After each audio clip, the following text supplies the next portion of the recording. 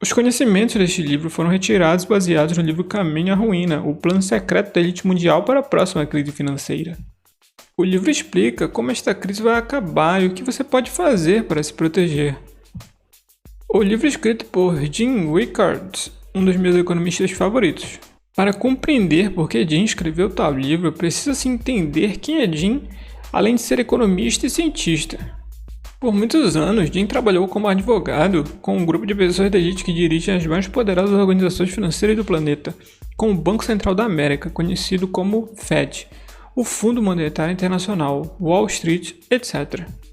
Quando certas leis são aprovadas, é muito difícil para uma pessoa ordinária compreender as suas implicações, mas os advogados e economistas, como Jim, podem ver o propósito por trás de seus efeitos na economia mundial.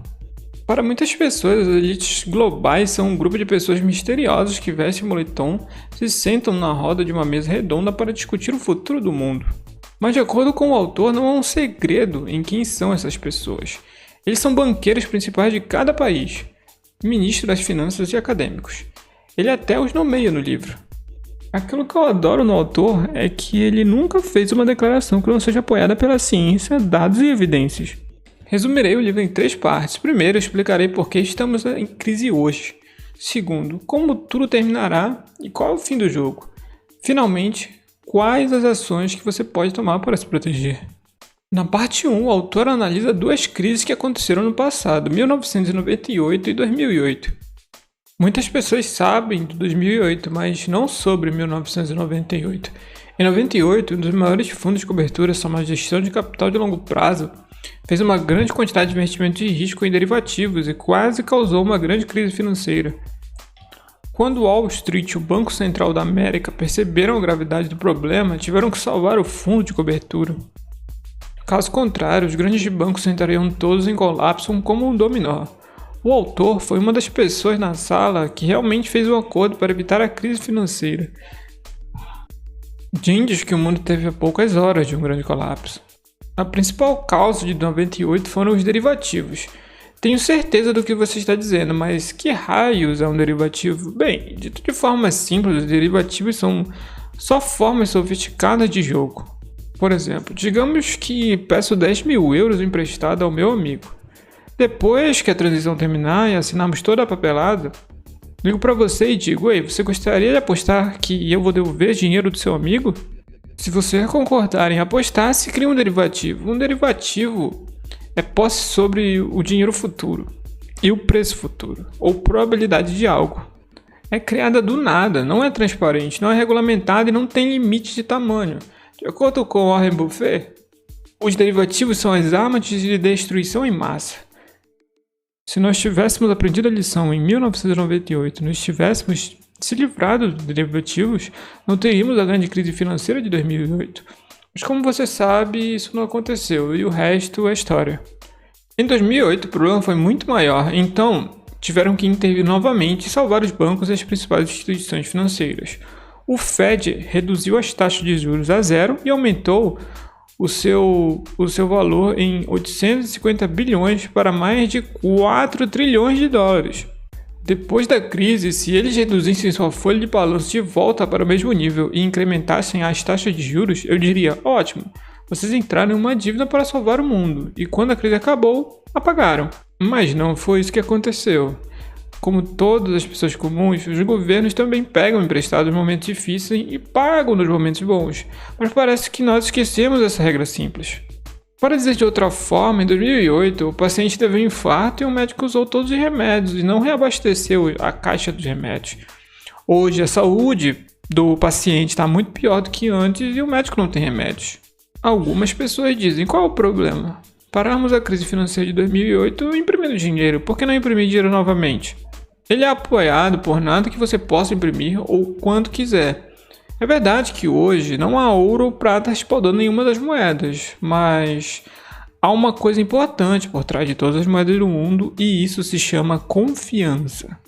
A única razão pela qual você aceita o meu peso euro ou dólar é porque você confia que quando vai fazer compras, o encarregador do caixa aceitará de você. Se você continuar imprimindo dinheiro, as pessoas acabarão perdendo a confiança, e a confiança é uma coisa muito frágil. Uma vez perdida, não se pode recuperá-la. Se continuar imprimindo o dinheiro, as pessoas dirão: "Você sabe o quê?" Simplesmente elas vão dizer: "Não me sinto confortável com o que está acontecendo, só tire-me desse papel e dê-me uma coisa tangível." Agora você pode dizer para si mesmo: "Isto é estúpido, por que não aprendemos as lições? Por que continuamos fazendo as mesmas coisas?" Segundo o autor, uma das razões principais é que os modelos econômicos que usam hoje estão desatualizados. Se você usar o modelo errado, você sempre terá o resultado errado. Se os modelos desenvolvidos por quem eles funcionavam, isso não significa que funcionem hoje também. A economia é uma ciência, e nas ciências as coisas mudam constantemente. Newton foi um dos maiores pensadores, mas por muitos anos Einstein provou que sua teoria estava errada. E isso não significa dizer que devemos desconsiderar completamente Newton. Para sua época, a teoria de Newton era a melhor que ele poderia, da mesma forma que a teoria Keynesiana não pode ser funcionado bem para o seu tempo, mas agora não funciona, e por isso não podemos culpar ninguém, só podemos culpar os seus seguidores, que ainda permanecem naquela ideia. Vou dar um exemplo onde você pode ver por si mesmo como alguns modelos estão desatualizados. Por exemplo, quando eu estava estudando na universidade, aprendi sobre a curva de Phillips no meu curso de macroeconomia. De acordo com a curva de Phillips, uma relação negativa entre o desemprego e a inflação, o que quer dizer que quando o desemprego cai, a inflação deve subir, mas isso não acontece na maioria das vezes. Você pode observá-lo por si mesmo se observar a economia. Passo 2. Como a crise vai acabar? Os mercados financeiros são sistemas dinâmicos, complexos, como o que você vê na natureza, como os terremotos. Quando o terremoto acontece, a energia deve ser liberada.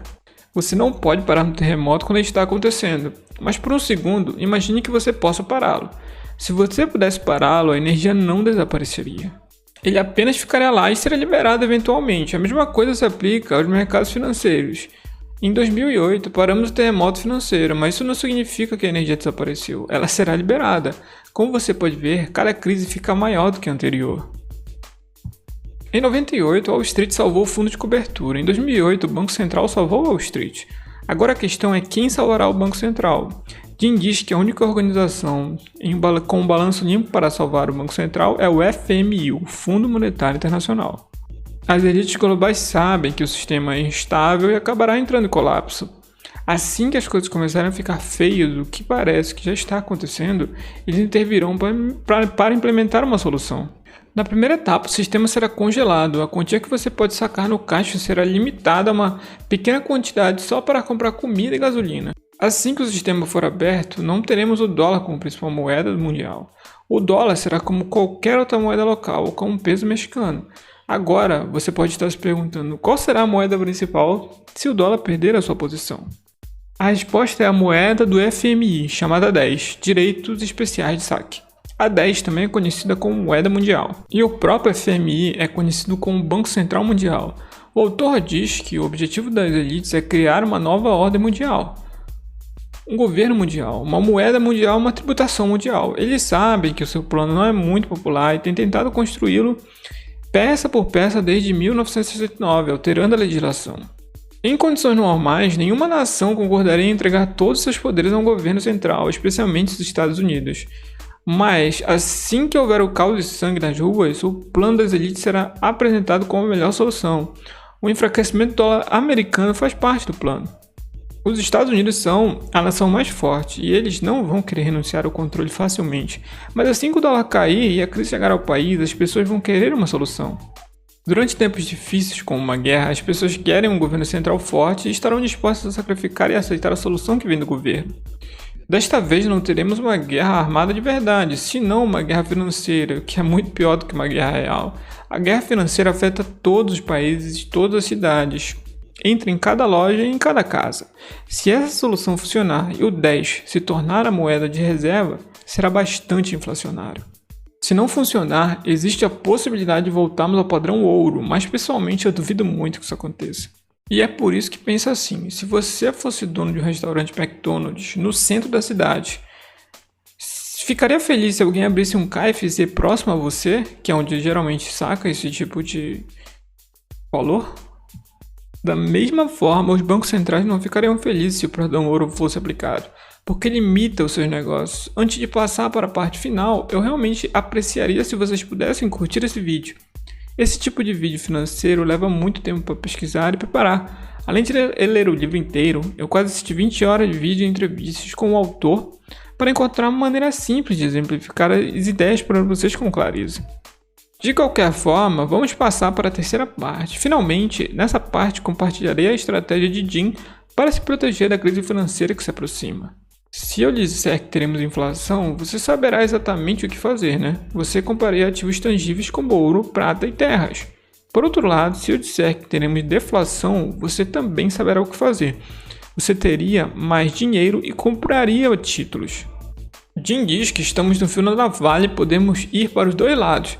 Ele diz que você deve estar preparado para ambos os cenários. Ele chama isso de estratégia da barra. Como você sabe, a barra tem 3 partes. Peso à esquerda, peso à direita e a barra no meio que mantém as duas partes juntas. O lado da barra deve conter o ativo como ouro, prata e terras. O segundo lado da barra deve conter ativos deflacionários como títulos. Finalmente, o conector do meio deve ser dinheiro. Muitas pessoas não gostam de dinheiro e não querem segurá-lo, porque não tem rendimento, mas de acordo com o autor, você deve ter dinheiro. Muitas pessoas não gostam de dinheiro e não querem segurá-lo, porque não tem rendimentos, mas de acordo com o autor, você deve ter dinheiro por 3 razões. Primeiro, o dinheiro é uma proteção contra a deflação. Durante a deflação, o valor do dinheiro aumenta. Em segundo lugar, reduz a volatilidade do seu portfólio. Se qualquer um dos lados do seu portfólio se torna volátil, você pode dormir confortavelmente, não precisa vender nada para sobreviver. Você é aquele que pode fazer compras durante os tempos de volatilidade. Terceiro, o dinheiro oferece opções. Se você vira inflação ou deflação, você pode facilmente girar para o lado oposto. A propósito, Warren Buffett é conhecido por ter uma enorme quantia de dinheiro no seu portfólio. Ele espera que a crise financeira aconteça e depois saia às compras e compra empresas que estão em liquidação. Ganhar dinheiro e preservar o dinheiro são 2 coisas diferentes. Muitas pessoas ganham muito dinheiro, mas não conseguem preservá-lo. Há uma história interessante no livro que descreve como pessoas preservaram sua riqueza por centenas de anos. Perto do final do livro, Jim se lembra de um jantar com uma rica família italiana. Essa família preservou sua riqueza por 31 gerações, 800 anos de altos e baixos no mercado, através de epidemias, pandemias, como a peste negra, inúmeras guerras nacionais, locais e até guerras mundiais. Jim fez uma pergunta simples, mas perspicaz a esta família. Como a família mantém sua riqueza por tanto tempo? Não parece real. Deve haver um segredo. A resposta da família foi 1/3, 1/3, 1/3. Isso são 3/3. A família mantinha 1/3 da sua riqueza em imóveis e terras, o terço seguinte estava em ouro e o terço final em artes valiosas. Para uma pessoa comum, você e eu, pode ser muito difícil ter obras de arte de qualidade de museu, mas o ouro e imóveis parecem ser relativamente fáceis de se ter, especialmente o ouro. O autor recomenda alocar 10% da sua carteira de investimentos em ouro e prata. Eu recomendo fortemente a leitura do livro. Vou deixar o link abaixo se estiver interessado. Obrigado por assistir.